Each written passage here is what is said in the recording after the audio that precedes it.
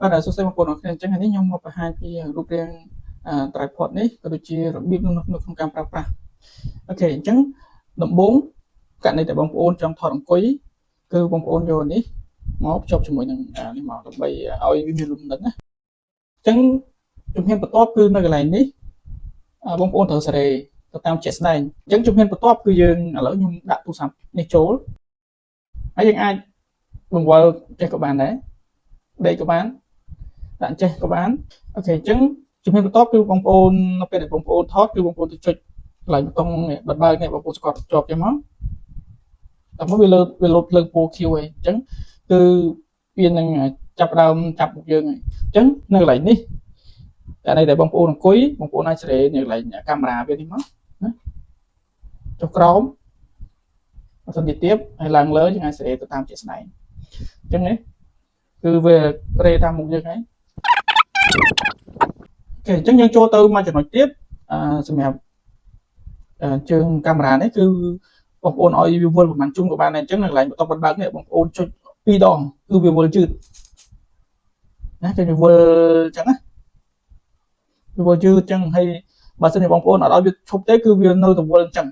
គេអញ្ចឹងខ្ញុំចុច2ដងគឺវាវល់យឺតអញ្ចឹងឥឡូវខ្ញុំចុច3ដង1 2 3ខ្ញុំវល់លឿនណាករណីដែលបងប្អូនថតនៅឆ្ងាយហើយបងប្អូនចង់ឲ្យវាឈប់អញ្ចឹងបងប្អូនមិនចាំទៅចុចកន្លែងនេះទេគឺបងប្អូនគ្រាន់តែបញ្ជាដៃទៅបងប្អូនដាក់សញ្ញាដៃចេះដៃចេះទៅឲ្យវាកម្ម sensor នឹងវាចាប់ sensor ឡើងនេះវាចាប់បានគឺវាលោតពណ៌ក្រហមឃើញទេអញ្ចឹងមិញអត់មានប៉ាអញ្ចឹងវាលោតពណ៌ក្រហមនេះគឺវាឡើងរេតាមយើងហើយអញ្ចឹងហើយករណីដែលបងប្អូនចង់វារេតាមយើងវិញទៀតគឺបងប្អូនចុចសញ្ញាអូខេនេះបងប្អូនចុចសញ្ញាអូខេឲ្យត្រូវនេះ sensor នេះកាមេរ៉ានេះអញ្ចឹងបងប្អូនចុចមកដាក់មកអូខេអញ្ចឹងគឺវារេឃើញទេណាអញ្ចឹងខ្ញុំសង្ឃឹមថាបងប្អូនយល់ណាឥឡូវចូលដល់ជំហានបន្តទៀតគឺនៅកន្លែងនេះគឺមាន tele ជាមួយសម្រាប់យើង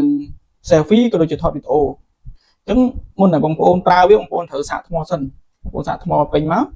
ខ្ញុំចឹងនេះវាលោតភ្លើងក្រហមគឺវាកំពុងតែសាកហើយអញ្ចឹងឥឡូវដើម្បីបើកបងប្អូនចុចលេងសញ្ញាកាមេរ៉ានេះស្គាល់ទៅជាប់មកវាលោតភ្លើងពណ៌ខៀវប្រភេទនេះ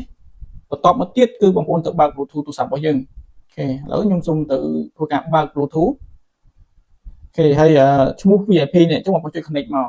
អញ្ចឹងខ្ញុំនេះវាបាន connect ហើយអញ្ចឹងឥឡូវខ្ញុំទៅសាកថតរូបភាពឬក៏វីដេអូឲ្យបងប្អូនមើលឥឡូវខ្ញុំចុចកាមេរ៉ាអូខេហើយខ្ញុំដាក់ការនេះមួយឧទាហរណ៍ហ្នឹងអញ្ចឹងនេះបងប្អូនចុចមកថតទេមែនទេថតនេះអញ្ចឹងលើវីដេអូដូចគ្នាបងប្អូនចុចវីដេអូមកហើយបន្តមកយើងសេរី frame សេរីអីបានត្រឹមត្រូវមកបងប្អូនចុចមកឃើញទេវាដើរហើយឈប់បងប្អូនចុចคลิกទៀតមកគឺវាឈប់ហើយឥឡូវយើងទៅ preview មើលអូខេរូបនេះក៏មានដែរនេះអូខេអញ្ចឹងនៅកន្លែងនេះបងប្អូនជើងកាមេរ៉ានេះគឺសាកថ្មអញ្ចឹងកន្លែងនេះគឺជាកន្លែងសាកថ្មអញ្ចឹងបងប្អូនសាកមកបងប្អូនសាកពេញចាំប្រើមក